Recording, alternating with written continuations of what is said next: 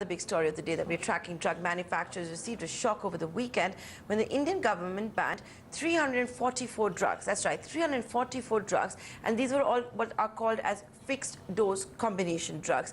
They have been available in the market for many years, and that too over the counter. A few companies like Pfizer went ahead and challenged this ban in court with concerns that this could hit the sector's revenues by an estimated 2,000 crore rupees has rattled investors. Here's the report.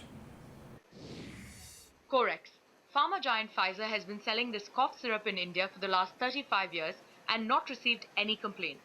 So when the formulation for Corex was on the list of 344 drug formulations banned by the Indian government, Pfizer went to court and got some relief.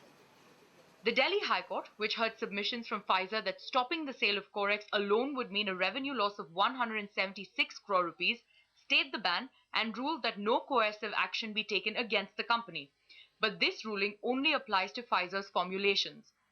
The court observed that Pfizer had not been served with a show cause notice or given a chance to be heard by the government before the ban was implemented.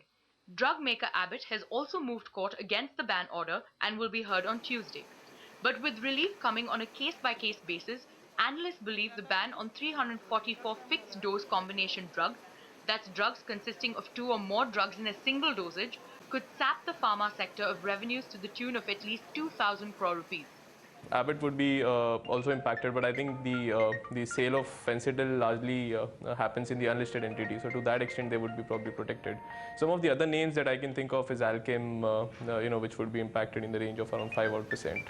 The exact extent will be known only as more companies figure out if their formulations find a place on the list put out by the government, but the street is worried. Research house Macquarie says the ban has potential near-term headwinds for the sector as it could push domestic growth down to the high single digits in FY17. Prabhudas Leeladhar, meanwhile, says that this drive could mark the beginning of a cleansing of the system and warns that many more individual molecules and combinations could come under the scanner.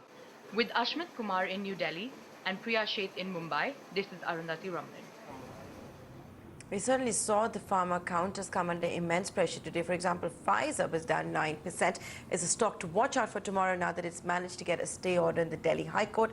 Abbott plea will be heard tomorrow by the same bench.